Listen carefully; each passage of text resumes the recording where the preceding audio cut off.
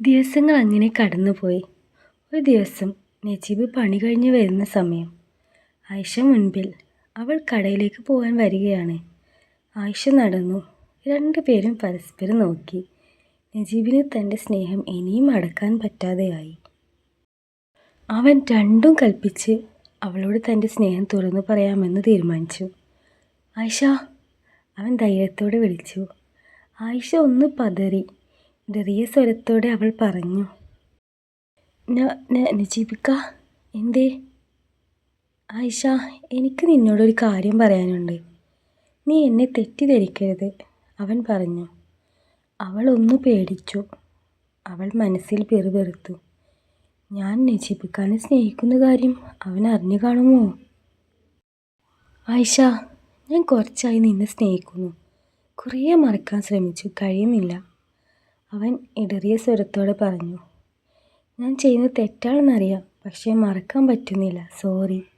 അത് കേട്ടതും അവൾക്ക് സങ്കടം സഹിക്കാൻ പറ്റാതെയായി. അവളുടെ കണ്ണിൽ നിന്നും കണ്ണുനീരൊഴുകാൻ തുടങ്ങി. നജീബ് ആകെ പരിഭ്രാന്തനായി. അവൻ പേടിച്ചുകൊണ്ട് അവളോട് പറഞ്ഞു, ആയിഷ, നീ കരയില്ലേ, സോറി. ഞാൻ എൻ്റെ ഇഷ്ടം കൊണ്ട് നിന്നോട് പറഞ്ഞതാ, സോറി. നജീബ് ആകെ ഭയപ്പെട്ടു. ഒട്ടും പ്രതീക്ഷിക്കാതെ അവൻ്റെ കൈ പിടിച്ച് അവൾ. നജീബ് അമ്പരന്നു. ഇവൾ എന്താണ് ചെയ്യുന്നത്? നജീബിൻ്റെ കൈയും പിടിച്ച് ആരുമില്ലാത്ത ഒരു വിടവിലേക്ക് അവനെ കൊണ്ടുപോയി.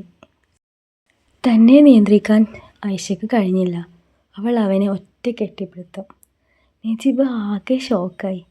അവൾ എന്തുകൊണ്ടാണ് എന്നെ കെട്ടിപ്പിടിച്ചത്? ഞാനല്ലേ അവളോട് ഇഷ്ടം പറഞ്ഞത്? ഇത്രയും പെട്ടെന്ന് തന്നെ അവൾ എന്നെ മനസ്സിലാക്കിയോ? അങ്ങനെ പല ചോദ്യങ്ങൾ അവൻ്റെ മനസ്സിൽ ചോദിച്ചുകൊണ്ടേയിരുന്നു.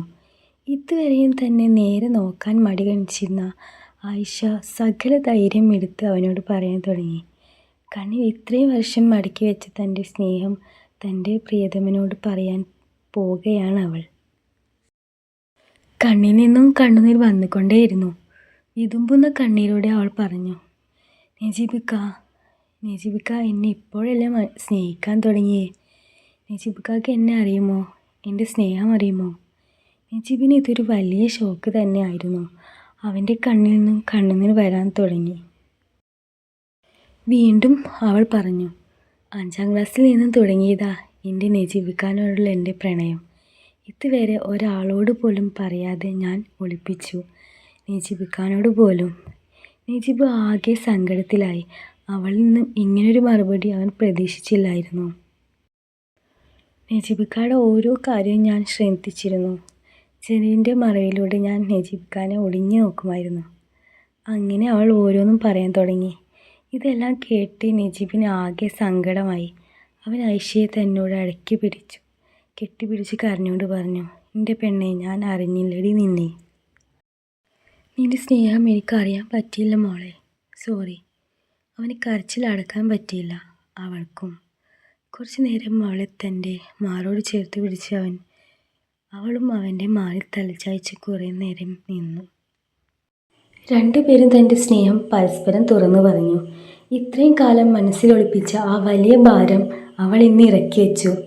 ഇത്രയും നേരം രണ്ടുപേരും പരിസരം മറന്നു. ഒരു സ്വപ്നലോകത്തായിരുന്നു.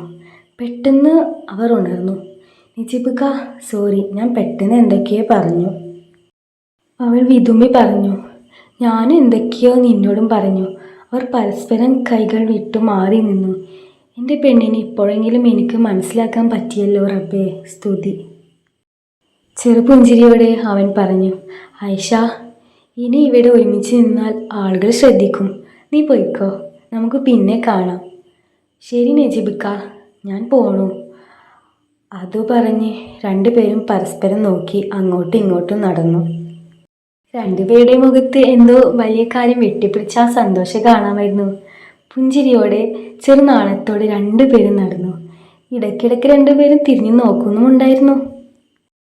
ആലി ഹാജി ആ നാട്ടിലെ വലിയ സമ്പന്നനായതുകൊണ്ട് നജീബിന് ഈ ബന്ധം എത്രമാത്രം മുന്നോട്ട് പോകുമെന്ന് ഒരു ഭയം ഉള്ളിലുണ്ടായിരുന്നു.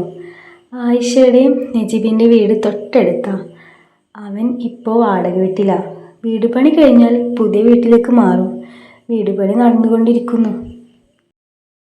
ആയിഷയുടെ വീട്ടിൽ നജീബിൻ്റെ ഉമ്മ പണിക്ക് പോകുമ്പോഴും ആയിഷക്ക് ഉമ്മാനെ വലിയ ഇഷ്ടമാണ്. ഉമ്മക്കും ആയിഷാനെ ഒരുപാട് ഇഷ്ടമാണ്. പക്ഷേ തൻ്റെ മോനും ആയിഷയും പ്രണയത്തിലാണെന്ന കാര്യം നജീബിൻ്റെ ഉമ്മക്ക് അറിയില്ല കേട്ടാ. നജീബിൻ്റെ വീടിൻ്റെ ഉമ്മർത്തിരുന്നാൽ ആയിഷയുടെ വീട് കാണാം. മേലത്തെ മുറിയാണ് അവളുടേത്. അവളുടെ മുറിയിലെ ജനൽ തുറന്നിരുന്നൽ പതിവാണ്. അവൾ ഉറങ്ങുന്ന നേരത്താണ് ജനൽ അടക്കൽ. ഇപ്പോൾ രണ്ടുപേരും പരസ്പരം പ്രണയിക്കുന്നത് കൊണ്ട് രണ്ടുപേർക്കും കാണാനും വേണ്ടി ജനൽ തുറന്നിടൽ അവൾക്കൊരു പതിവാണ്. അവൾ പഠിത്തമൊക്കെ കഴിഞ്ഞാൽ രാത്രി ജനലിൻ്റെ അടുത്ത് വന്നേക്കും. നമ്മുടെ നജീബ് ഉമ്മത്തെ സീറ്റിൽ ഇരുന്ന് അവളെ നോക്കും. രണ്ടുപേരും പരസ്പരം നോക്കിയിരിക്കും. അവരുടെ സംസാരം കണ്ണുകൾ കൊണ്ടായിരുന്നു. അങ്ങനെ രണ്ടുപേർക്കും പ്രണയം അസ്ഥിക്ക് പിടിച്ചിരുന്നു. അവർ ആരെക്കൊണ്ടും മോശമായി പറയിപ്പിച്ചിട്ടില്ലായിരുന്നു.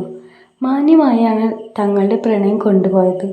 ഒരു ദിവസം ആയിഷക്ക് സ്പെഷ്യൽ ക്ലാസ് ആയിരുന്നു. കോളേജ് ഉച്ചവരെ ഉണ്ടായിരുന്നുള്ളൂ. അവൾ രാവിലെ കോളേജിൽ പോകുമ്പോൾ നജീബിനോടൊരു കാര്യം പറഞ്ഞിരുന്നു, കോളേജിൻ്റെ അടുത്ത് വരാൻ. അവൻ കോളേജ് കഴിയുമ്പോഴേക്കും അവിടെ എത്തിയിരുന്നു. അവൻ ആകെ പരിഭ്രാന്തനായി. എന്തിനാവും അവളെ വരാൻ പറഞ്ഞത്? അടുത്ത ഭാഗം ഇനി പാർട്ട് 4. അപ്പോൾ നിങ്ങൾക്ക് ഇഷ്ടപ്പെട്ടാൽ കമൻറ്റ് ഒന്നും മറക്കരുതേ. Okay, bye.